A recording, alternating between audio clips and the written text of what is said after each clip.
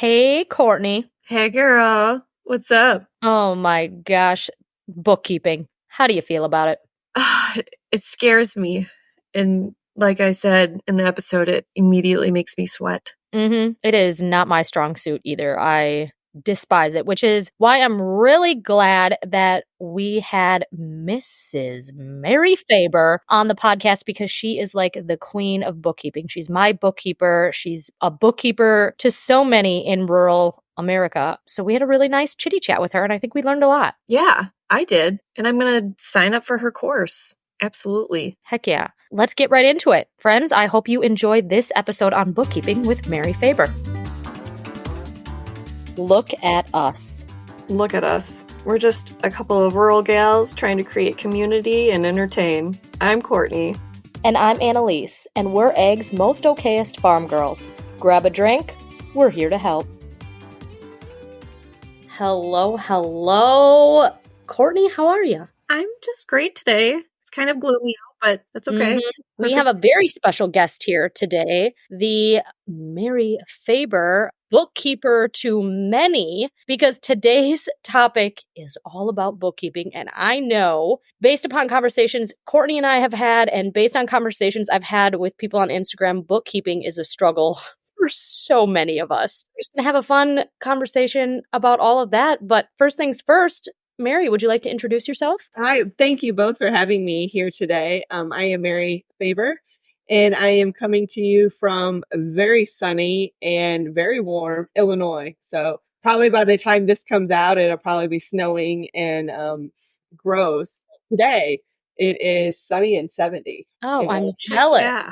We had sunny and 70 yesterday, and yeah, now today, like Courtney said, it's just gloomy and me. Yeah. We've got a few more hours of warmth. We're going to enjoy it, but I am a virtual bookkeeper. What does that mean is that I have the amazing opportunity to work with entrepreneurs from coast to coast as their bookkeeper. I am their full service bookkeeper, so I do whatever bookkeeping task they need done. And then another component of my business is that I do some one-on-one training for those individuals that don't want the full service bookkeeping. I can teach them how to use QuickBooks Online in their business. I do work exclusively with QuickBooks Online. That is, in a small nutshell, what my business is about. Fun fact, Mary is actually my bookkeeper. I would say, has it been a year now? Over a year? Almost 2 years? Was when I really started making money online, and I had so many different streams of income, and it was getting messy. I mean, Mary and I knew each other just through the dairy industry, and so I was kind of like, what do I do? And she's like, we need to have a chat. And I was like, we do need to have a chat. And so I had kind of an exploratory call with you, and you kind of explained how your bookkeeping services worked. And I was like, hell yes, sign me up for this because you keep everything so organized for me. It is so streamlined now.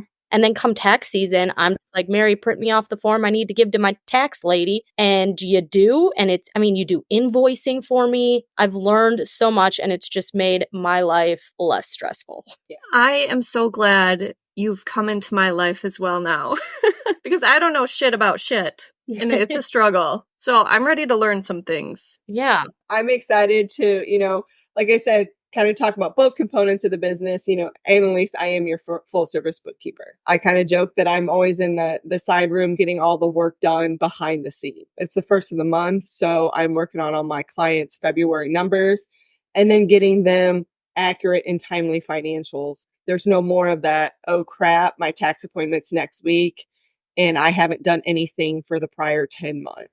My clients don't have that anymore.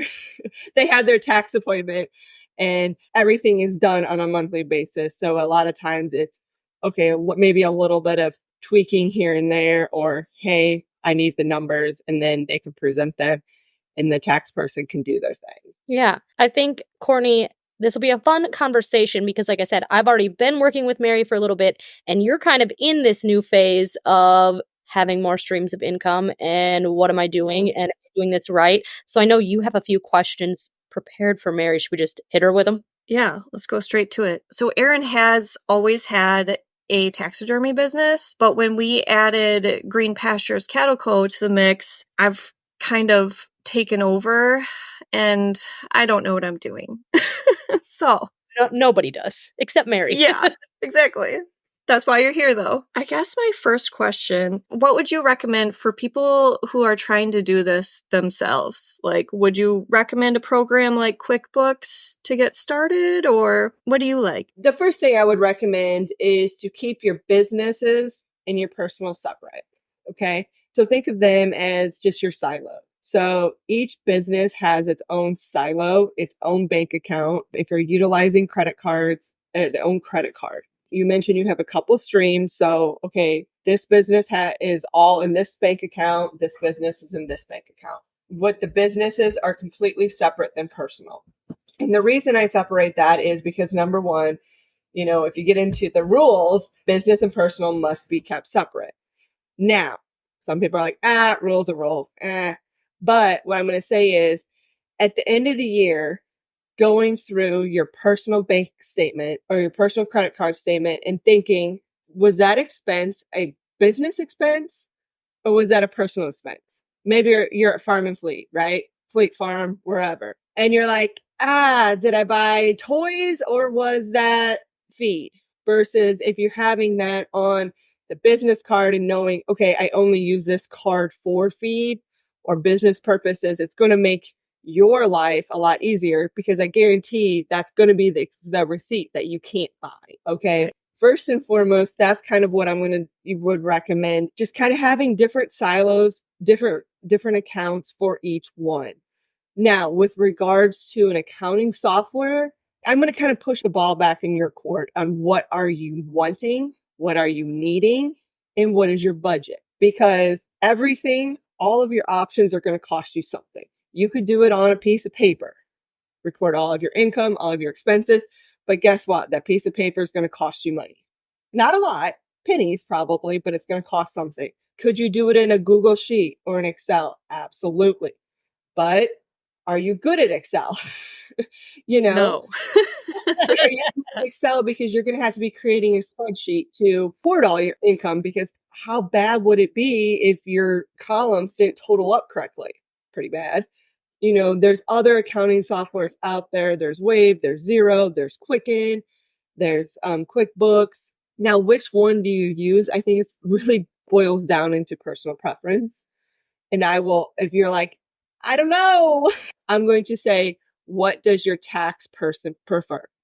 Because if your tax person comes to you and says, I only use this software, and you like your tax person, you want to keep working with your tax person, then you use the software that they know and they love. That makes sense. Yeah. And if they don't really point you in a direction, then it's going to kind of ultimately be the ball's back in your court. What do you want? Mm-hmm. If you wanted to work with me, obviously you would have to utilize QuickBooks Online. But I'm not saying that that's necessarily the right option for every single person there is. Yeah. For me, I was like, I don't want to mess with that at all, which is why I chose to work with you and you manage my QuickBooks for me. And for me, like, time is money, and that is a fee I am more than willing to pay each month because it just makes life so much simpler. Correct. And I think as a small business owner, we all have tasks, tasks that we have to do with regards to our business. What is that task that you keep putting off as a business owner? Or I'll do it tomorrow, when tomorrow turns into next month, next quarter, etc. I mean, there's tasks in my business that I'm like, I hate doing this, so I've outsourced them. I know what I'm good at, and I'm really good at bookkeeping. Those other tasks, I have brought an expert, for example, my social media. I have outsourced all of that, and she's really good at it, and I don't have to worry about it.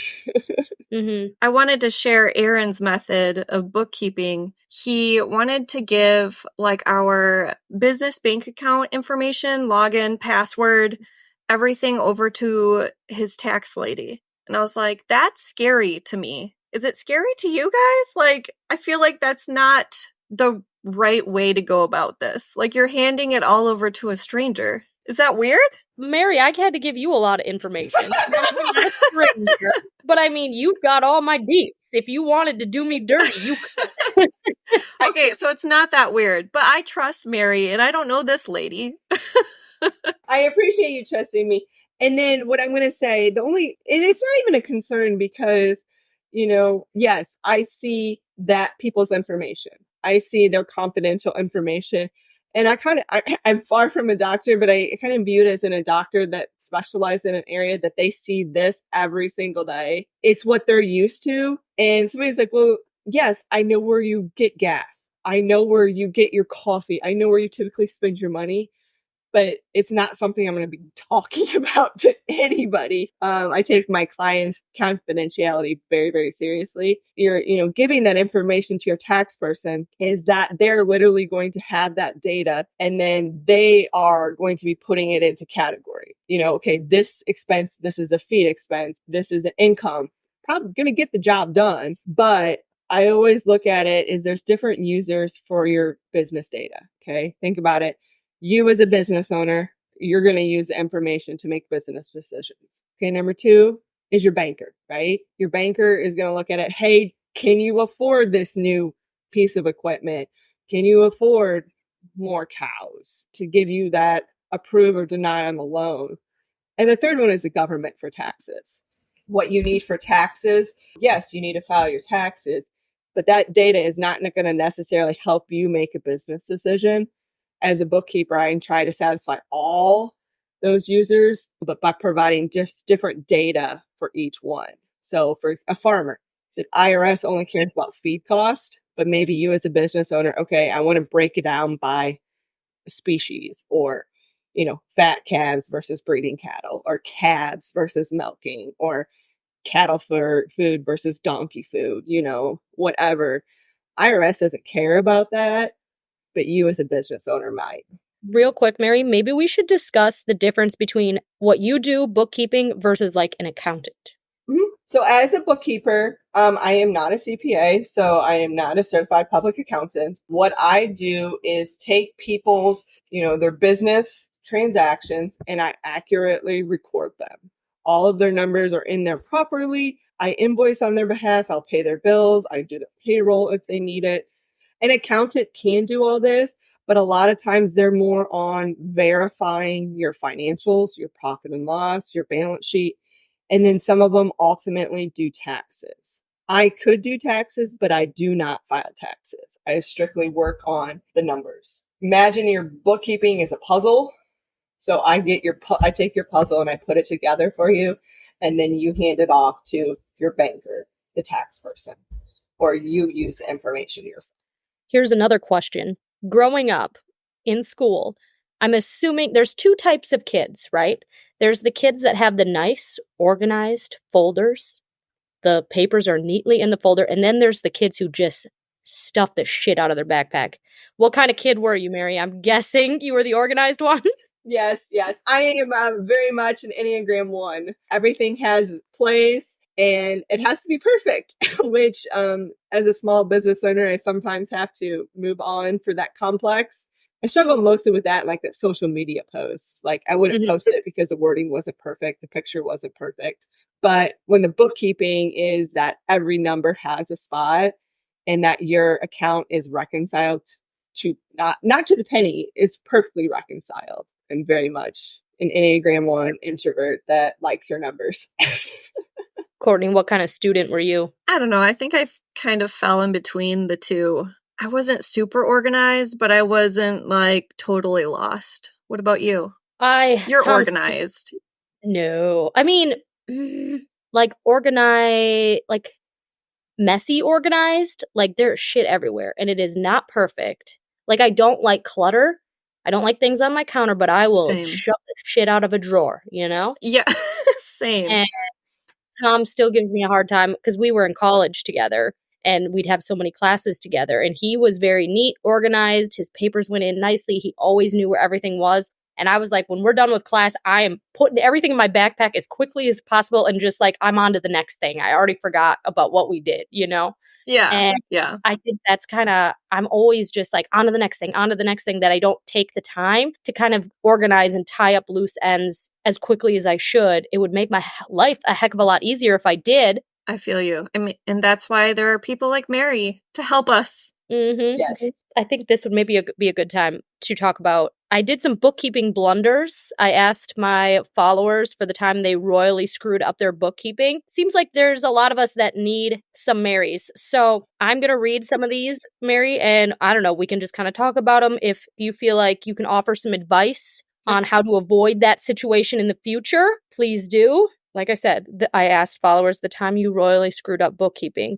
This person wrote, I didn't import my 2022 accountant changes and didn't do books for 2023 until November. So just a little procrastination. Someone else wrote in, I mailed 10 bills out without signing the checks. That's something I would do. Just whoops, didn't sign it. Overpaid the farm MasterCard by 13 grand. I don't even know how that happens. You know what? I don't know how you do that. Like it at all, because those interest charges are a doozy.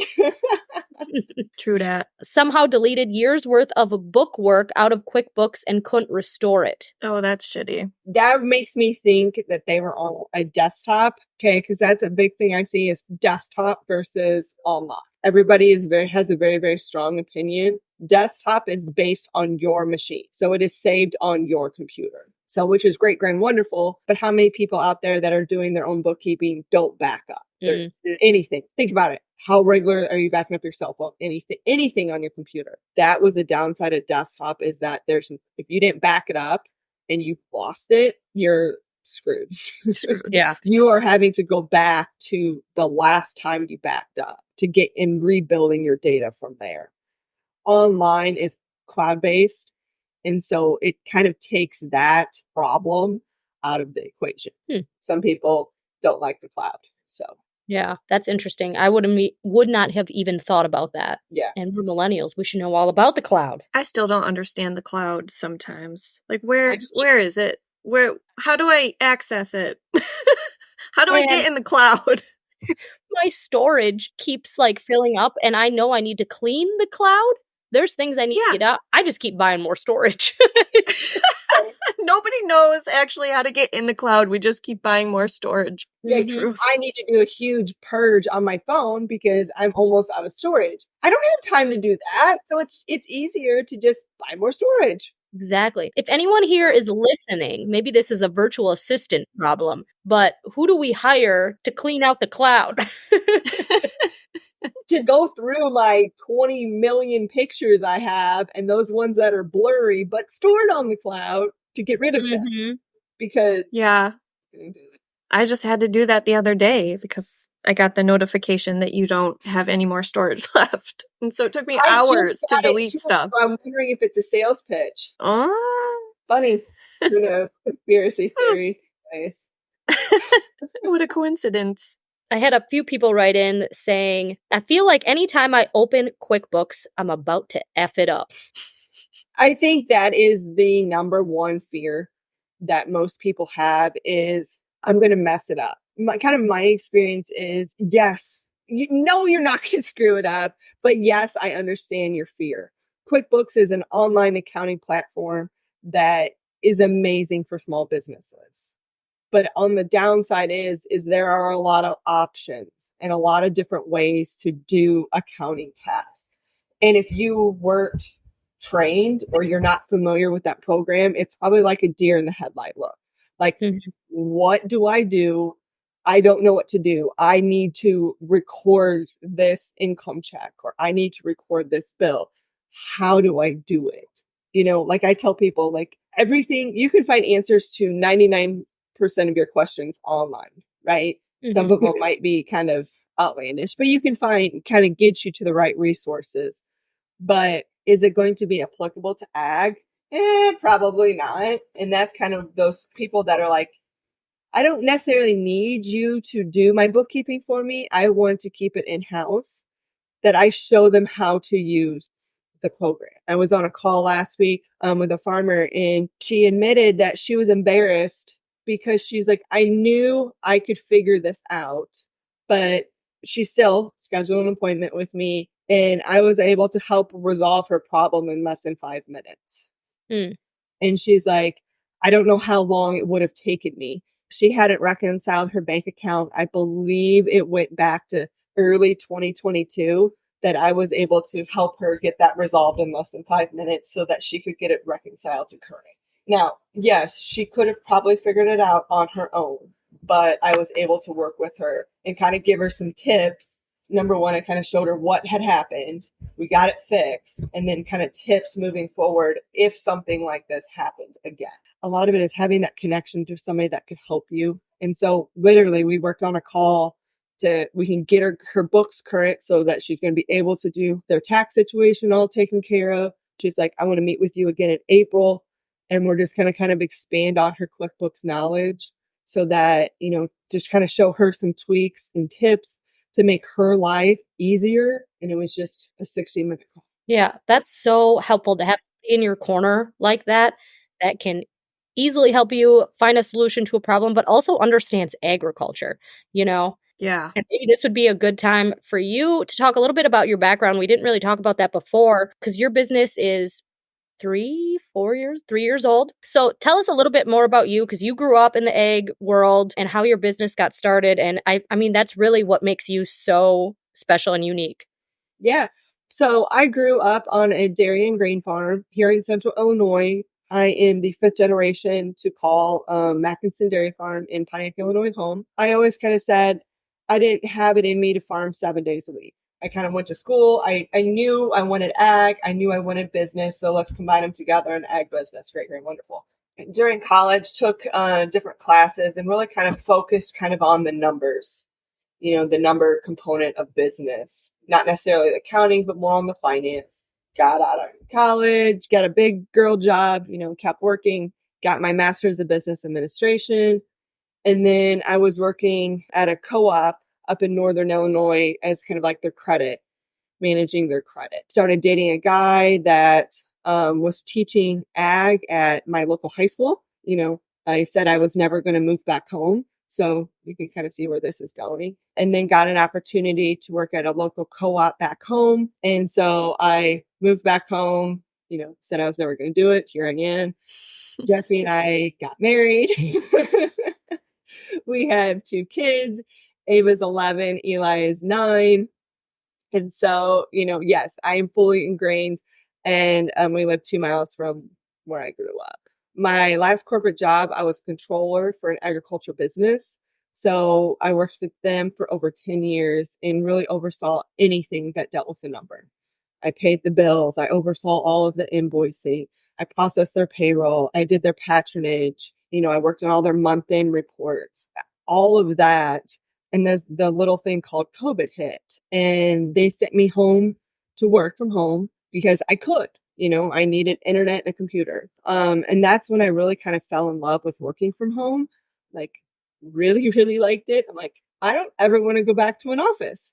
And then that fall, they told me I needed to be in the office 5 days a week from 7 to 5. Seeing the writing on the wall, it was only a matter of time before my kids were going to be sent home virtually. We live in Illinois. My husband and I made the decision that I would walk away from that job and then find something else. So that was October 1st of 2020. And I was growing cut flowers at that time. That was like my creative outlet while I was still working at the co-op. So it was Monday morning. My kids called it mommy retired from her job because that sounds a lot better than mommy quit her job and doesn't have a clue what she's doing with her life anymore. So it was that Monday morning. My husband goes to school, my kids go to school, and we had a killing frost and all my flowers were dead. And I'm like, what have I done with myself? Like, I literally walked away with a good job. I was incredibly burnt out looking back. What am I going to do? Kind of focus on what do I like, what I don't like. One thing led to another, and I stumbled across this idea of a virtual bookkeeper. And I'm like, I think I could do that. And this was probably a month after. And I really missed the numbers. And so I came up with an idea, this is what I'll do, kind of a general idea, had a few bush lights, and then posted it online. Everything good stems from bush lights. Exactly. I literally had 3 people reach out from that original post. 2 of them I'm still working with today as their full service bookkeeper. So this was like probably in late November of 2020. Eventually got my business started for January 1st of 2021, and I haven't looked back. I read that you have like 50 clients per month. And I'm like, how can she do that? And I only have 1. and I still can't keep it together. I, How do I you have the do that? amazing opportunity to work with over 50 clients as their full service bookkeeper from coast to coast. And the amazing is they're all very closely connected to agriculture. They may not be your traditional Schedule F, a dairy farmer, a cow calf, or that, but their business is directly tied to agriculture. Maybe they're taking pictures. Maybe they're an influencer. Maybe they have a retail like farm to table shop, or maybe they're selling beef directly to consumer.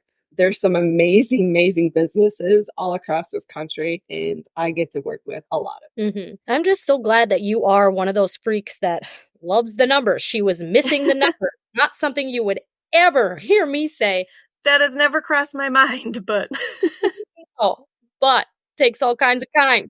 It That's why we does. have Mary. Just gonna, if we want to get into maybe farm stereotypes a little bit, because I've definitely gone through this phase of trying to find my place on the farm and where I fit in, and there's always been these fears of like, right now my mother-in-law does all the bookkeeping, and I'm like, one day she's gonna retire and this is gonna fall on me, and I think a lot of women might feel that way, that they have to take on these certain duties, whether they enjoy it or not, and I've made it very clear I do not enjoy that. So right now, like, Mary does the bookkeeping for just modern day farm chick, but when Betty retires, you might have another client, because I do not want to take that on. yeah. I think it's something as an entrepreneur, the ability to be connected with somebody that is really, really, really good at this. In my own business, I mentioned it. I can post on social media.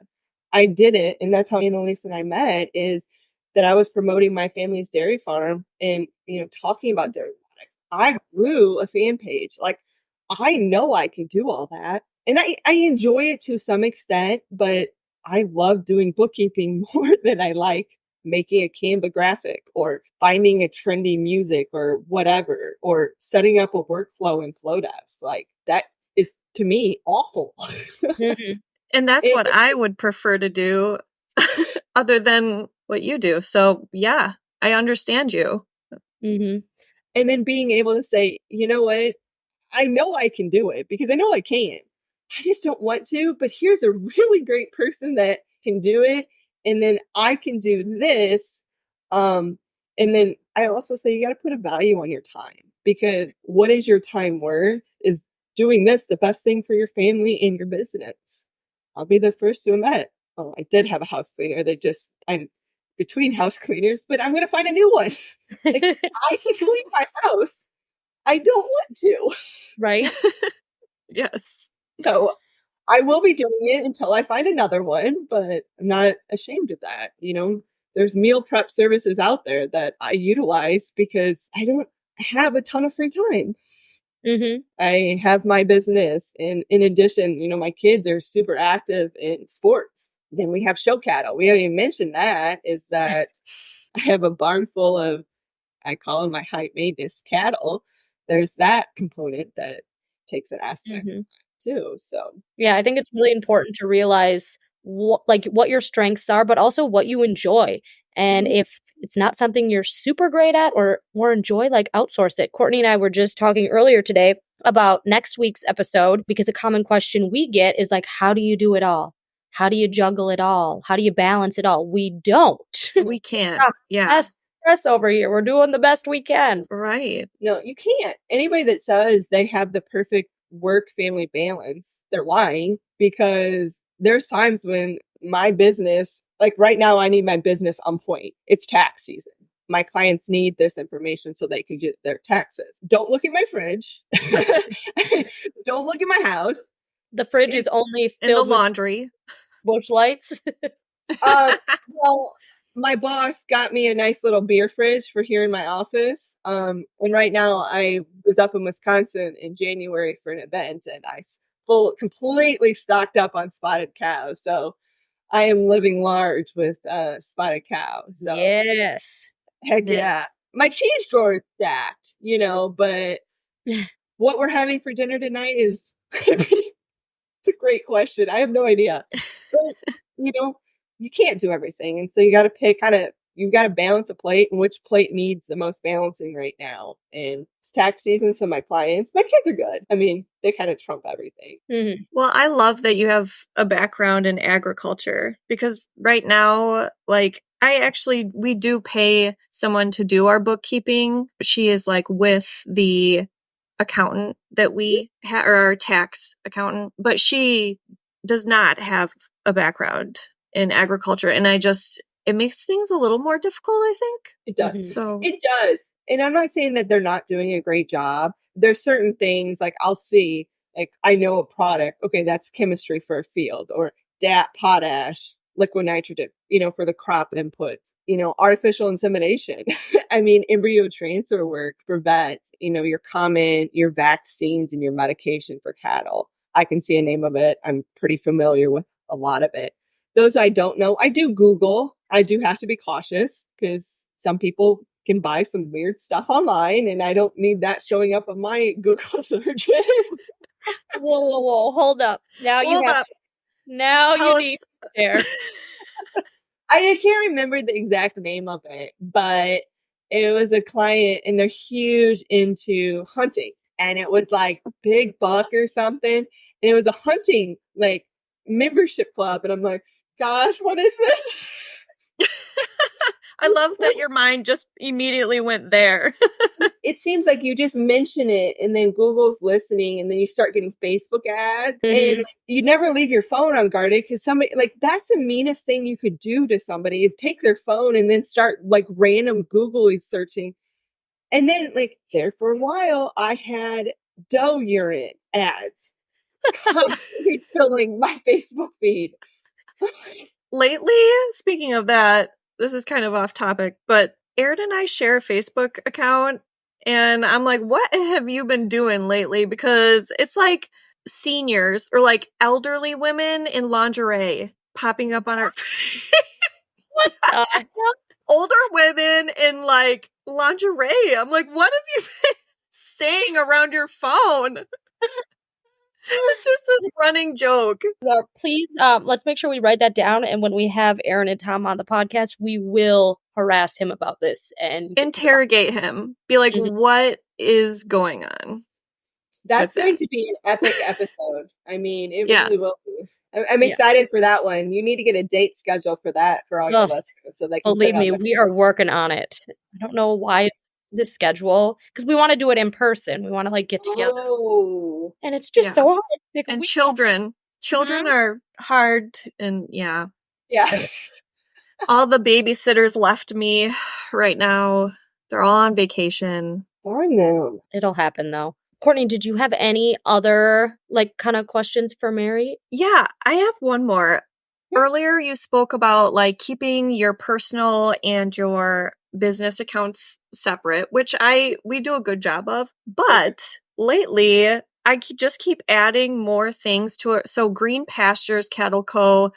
is not just beef and Texas Longhorn shoulder mounts and breeding stock and all that, but I've also added like selling my artwork in there, and like Annaliese and I have podcast stuff that is coming in and out of that account as well. And so it's just a lot of different things. So I'm like, should I be making, and like any of our Instagram paid partnership stuff, that's also going into the same account. So I'm like, do I make a separate business and account some of this stuff?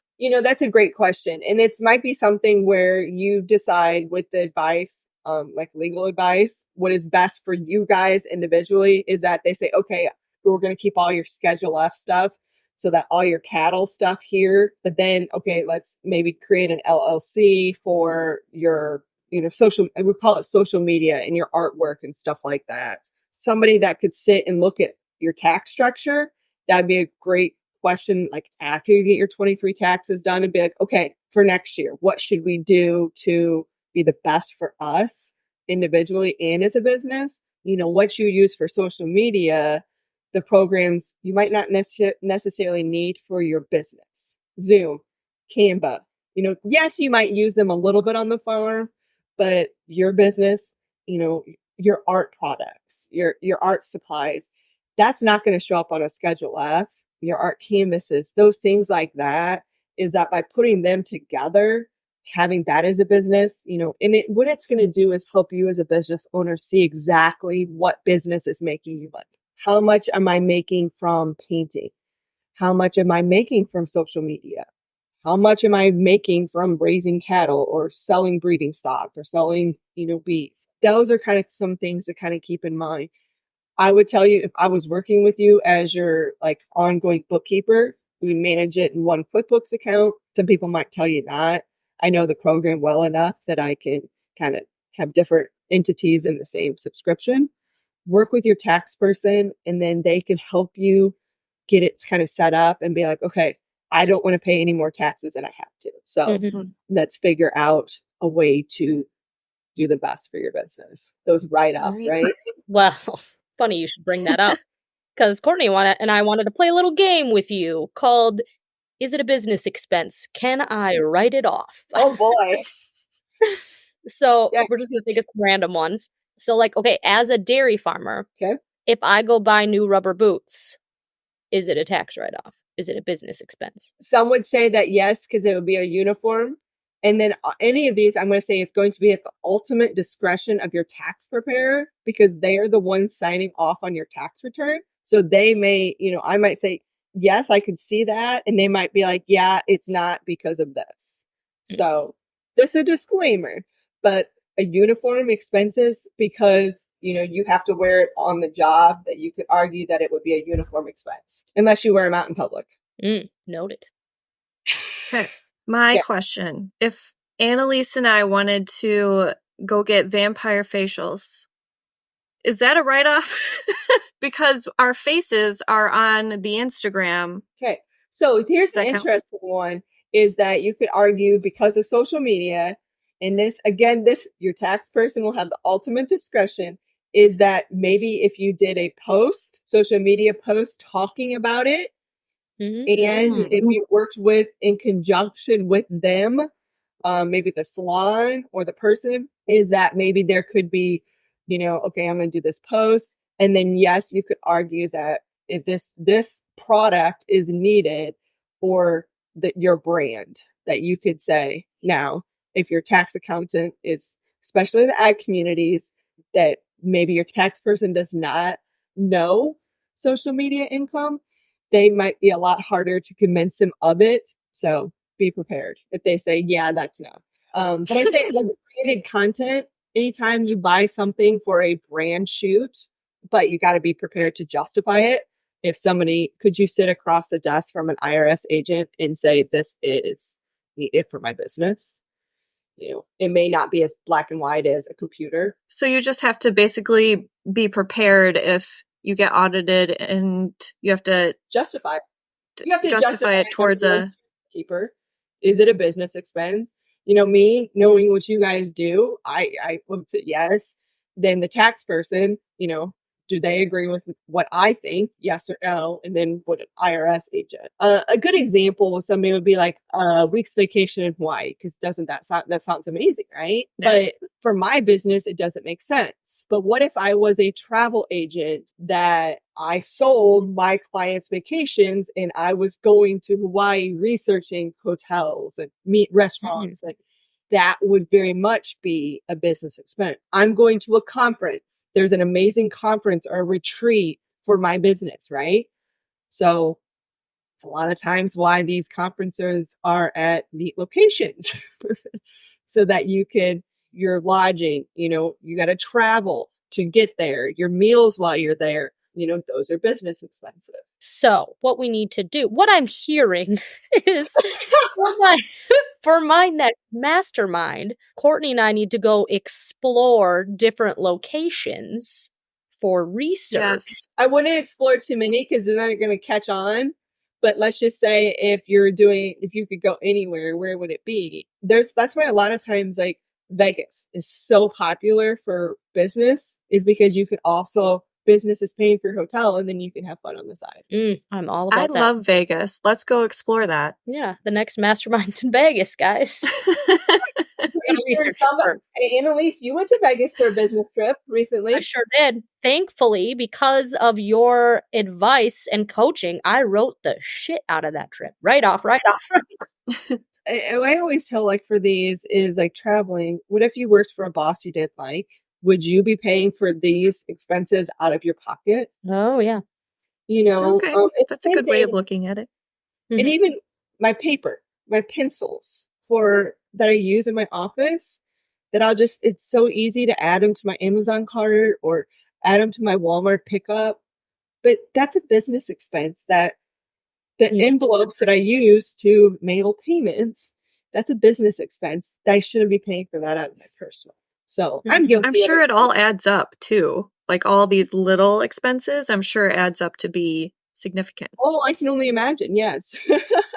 As a business owner, we need to kind of think about it is, $10 here, $10 there, that does add up. Well, before we run out of time, Mary, we need to talk about your course, Bookkeeping Essentials for the Rural Entrepreneur. I can never say that word, entrepreneur, which is aimed at empowering rural, I'm going to say business people with essential bookkeeping skills to thrive in their business. So do you want to just talk a little bit about it? Yeah. So this is a self-paced online course. It is 6 modules, and it is for the rural entrepreneur. With that in mind, the rural entrepreneur that is in charge of bookkeeping, and it's that one that has questions that, am I doing this right? What should I be doing? What the heck is an asset? What is a chart of account? It's bookkeeping basics. And I kind of walk you through why you should be doing bookkeeping. Why is it important? Walking you through some financial statements, how to categorize your income and expenses, and then kind of wrapping it all together of, okay, this is what, because you've done this, you can see this data. So it is not geared towards any specific accounting platform. So you can be using any platform.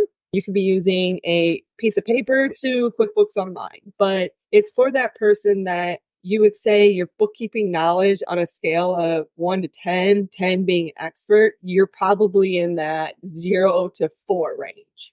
Is that you're like, I really need to know this because I'm involved in a small business. I have questions and maybe I don't know who to ask those questions to. I have to ask my tax person. They're going to think I'm an idiot. The course that really kind of helps build that bookkeeping foundation, because if you don't have a strong foundation, you really can't go to the next level. That's who this course is for. Really geared towards a Schedule F. I talk with a lot of my examples, like your Schedule F, but the information can be applied that if you are a Schedule F and you have cattle, you could also apply the same thing if you were selling freezer meat. Okay. And it's all virtual at their own pace?